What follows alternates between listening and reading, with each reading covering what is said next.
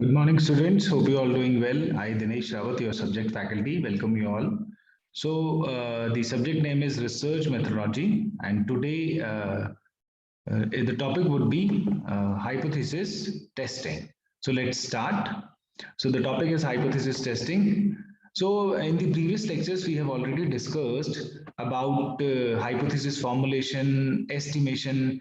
So, also we discussed in the previous lecture when to use Z test and T test. So, when you can use Z test and T test. So let's start this topic. So these are the books from where the PPT content has been made. So first one is Business Research Method by Cooper and Schindler. Second is Business Research Method by Zickman, Babin, Carr, and Griffin. And the third one is Marketing Research and Applied Approach by Naresh K. Malhotra and David F. Burks. So let's start. Previous lectures में हमने discuss करा है hypothesis, what you mean by hypothesis, then hypothesis formulate कैसे करते हैं, so उसके बाद estimation, estimation में when to use Z test and T test, and estimation क्या होता है जिसमें हम population parameters like mean, variance, इसको हम कैलकुलेट करते हैं with the help of sample. So hypothesis testing now we would cover. So once you know the hypothesis, आपकी null and alternate hypothesis क्या है, उसके बाद hypothesis formulate आपने कर ली है, then there comes hypothesis testing. So hypothesis, as you know, these are tentative explanation of a principle operating in nature, or in searching for answers to questions and in attempting to find explanation for business phenomena, business researcher often develop hypotheses that can be studied and explored. So when you want to have to find the explanation for any business phenomena, so let's suppose you want to find an impact of a variable A on variable B. So there is any business phenomena, you want to find an explanation for that, you develop a hypothesis. So hypotheses are tentative explanation of a principle operating in nature. So once you develop these hypotheses, you have to test those hypotheses. Why test? For decision making. So if you want to make a decision, you have to test the hypothesis. So a foremost statistical mechanism for decision making is the hypothesis test. The concept of hypothesis testing lies at the heart of inferential statistics. So statistics, you can you have studied earlier. There are two types of statistics, that is descriptive and inferential. So inferential statistics may we take a sample, and on the basis of sample we calculate the parameters of populations. So the concept of hypothesis testing lies at the heart of inferential statistics, and the use of statistics to prove or disprove claims hinges on it. With hypothesis testing, business researchers are able to structure problems in such a way that they can use statistical evidence to test various theories about business phenomena. So you have to make decisions once you have the hypothesis. Hypothesis will help you to find the explanation for any business phenomena operating in nature, and you have to test those hypotheses, and then you can say yes, there is a statistical impact of A on B, any variable A and on any variable B.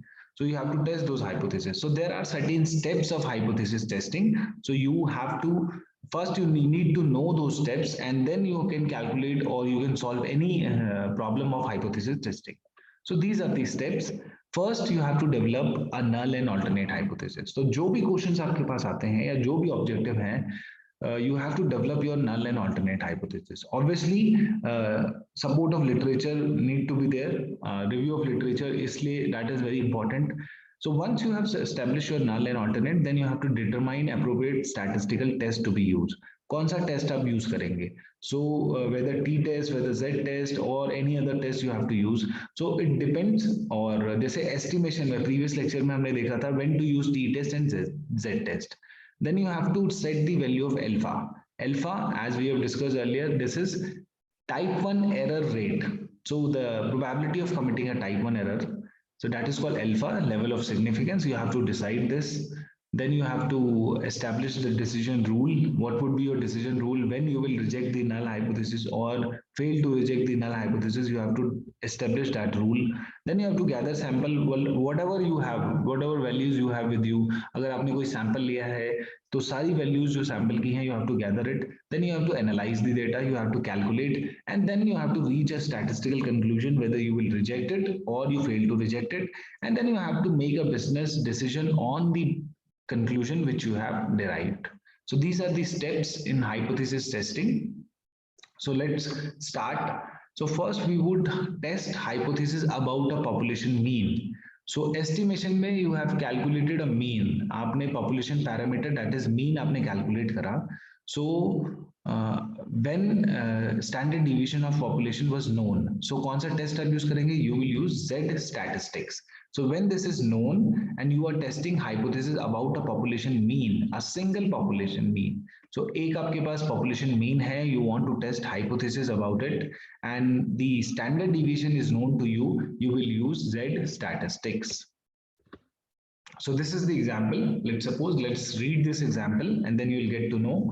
A survey of CPAs, certified public accountants. So like we have chartered accountants in India. So US may you have CPAs across the United States, found that the average net income for sole proprietor CPA is $74,904. Because this survey is now more than 10 years old, an accounting researcher wants to test this figure by taking a random sample of 112 sole proprietor accountants in the United States to determine whether the net income figure change.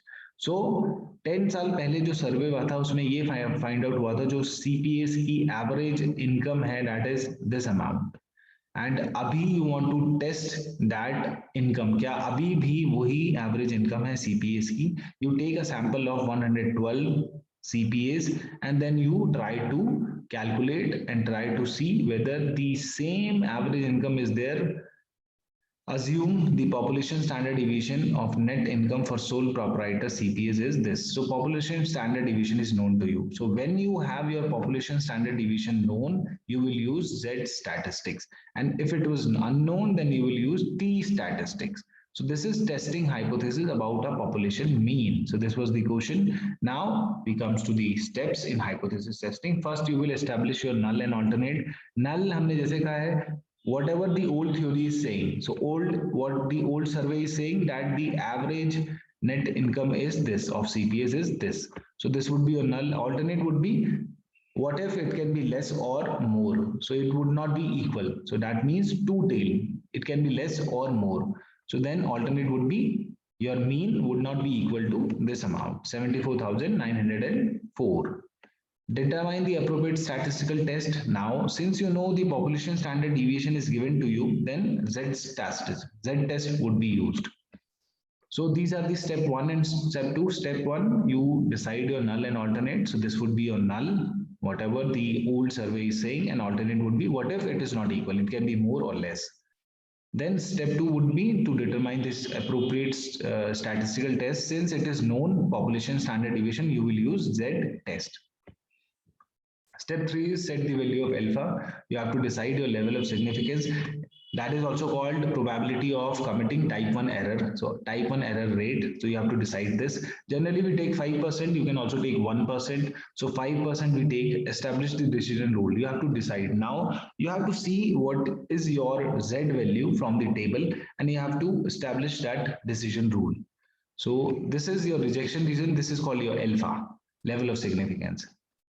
Probability of committing type 1 error. So this is called rejection reason. You have to decide this whether it would be total would be, since it is two tail, if you decide 5%, then it would be 2.5, it would be 2.5. If it would have been one tail, then entire, it can be right tail or left tail, then सारा यहाँ पर आ जाता 5%. So let's see, step 3 is to decide the level of significance, which is 0.05. 5% you take. Step 4 is you decide the decision rule. So since it is two-tail test, so this is, as I told you earlier, 5% would be divided as 2.5, 2.5. So both side it would be 2.5 and 2.5. So when you see remaining आपके पास जो non-rejection area बचेगा, that would be 0.4725. 0.50 में से if you reduce 0.025, so that would be your area. And if you see the table value, Z की जो table value है, if you see that table value, the Z value would be, table value would be 1.96. So the decision rule आपने decide करना है कि अगर आपकी Z value इस value से greater आती है, so you will reject the null hypothesis, and if your Z calculated comes less than this, you will fail to reject the null hypothesis. So this is your decision rule. Decision rule decides at the time you have to calculate your table value from the table, and then you have to decide the decision rule. So table value, we make use of table value in the fourth step. So now this is the table value 1.96, 1%. It is two-tailed, it can be negative and positive. So if your value comes more than this, you would reject it क्योंकि वो rejection region में आ जाएगा. And when it comes less than this, you will reject it because it will come in rejection region. I mean, if it is between this value, then you fail to reject. That means the null is true. Let's see. Now the fifth is gather sample data. Gather all the data which you have. 112 लोगों से जो आपने CPA से data लिया है, calculate करिए उनका mean. Then gather all the data. Then analyze the data. So step 5 is gather the data. 112 CPAs who responded. So you gather all the data. And step 6 is you calculate the value of Z. So the after calculation, since you have all the figures with you, so you calculate Z value, it comes out to be 2.75, which is greater than your table value, that is 1.96. So that means you will reject the null hypothesis. So the next step is reach a statistical conclusion and make a business decision.